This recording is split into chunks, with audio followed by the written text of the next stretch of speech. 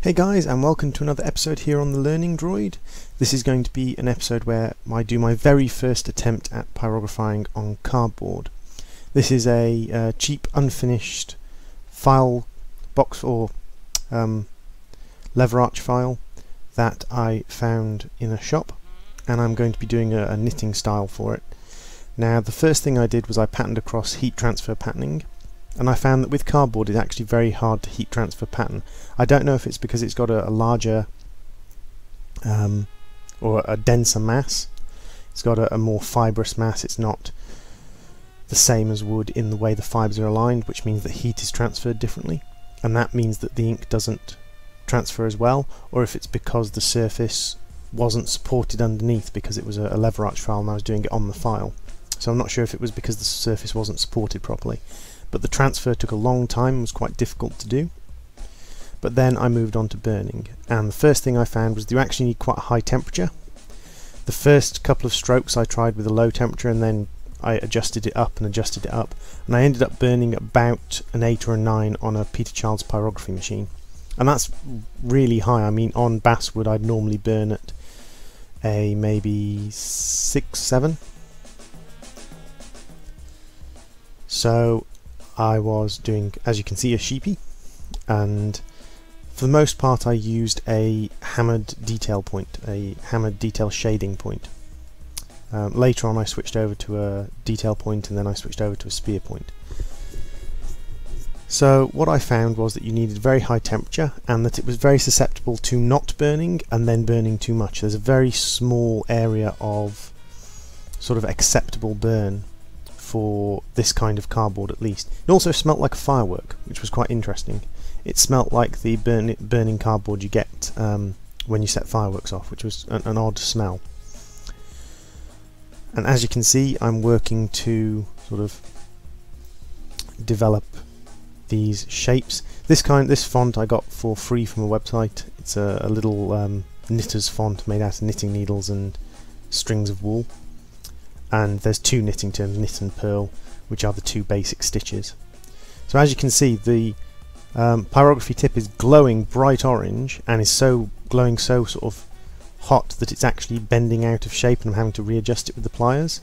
And yet it's only burning the cardboard fractionally. It's not actually burning very, very deep. And yet I turn the piece down, it's no longer glowing, and suddenly, because I have to press harder to make it burn, I'm going past that threshold of burn, and it's going far, far too dark, which is a pity. It was an interesting experiment, guys, and as you can see, I moved on to burning this piece of wool. I'm going to switch up points soon. So I'm actually not going to switch points, I'm going to alter this point. So as you can see, this is an example of altering points as you go. I found I was using a detail point, but I needed a hoop point, and I needed a very specific size of hoop point. And so what I did was I shifted and altered my detail point into a hoop point, and then I altered it into a mirror hoop point, as you'll see me doing now, so that you'll see that I have two hoops that are a certain distance apart. I just tweak them to get them right, and then they act as a double burn so that I can do two parts of the ball of wool at once. And this is something that you can do in pyrography as you're doing a pattern. You can actually make custom pieces, custom pyrography bits to fit the pattern you're doing. Now, I found that this kind of double hoop worked really well if I used one hoop following after another one. You can see little flickers of flame. This did happen because I had to burn so hot to get a decent burn. It didn't shade very well, this cardboard, so I had to burn very hot and get quite a deep dark burn a lot of the time. But you'll see that when I trail it one after another, it actually burns more smoothly. So I think pre-warming the cardboard is part of it, is part of the sort of way of getting it to look right. Then I bent over and did a double fold point, just to turn it back into a detail point, essentially. Switched over to a spear point because I just wanted to see how a spear point would work, burning these. And for the letters, the spear point actually worked really rather well. I think because the smaller location of contact combined with the slight blade edge meant that there was less sticking, which meant it overburned a little bit less.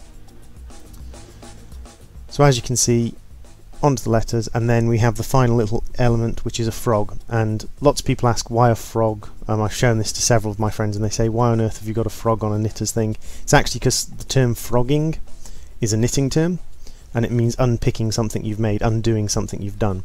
So I did a little frog.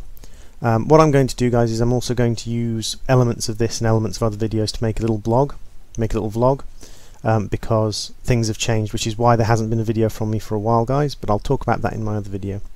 So as you can see, we burnt, and then I did the inside of his mouth. Now, to finish it off, guys, I used a ethanol based paper varnish, a glycol ethanol based paper varnish, and it soaks in, but it does even itself out. It smells horrendous, truly horrendous, but it does make the cardboard mostly waterproof. If you just leave it sitting in water, of course it's going to absorb water, but it's mostly waterproof. Thanks for watching, and I'll see you again next time.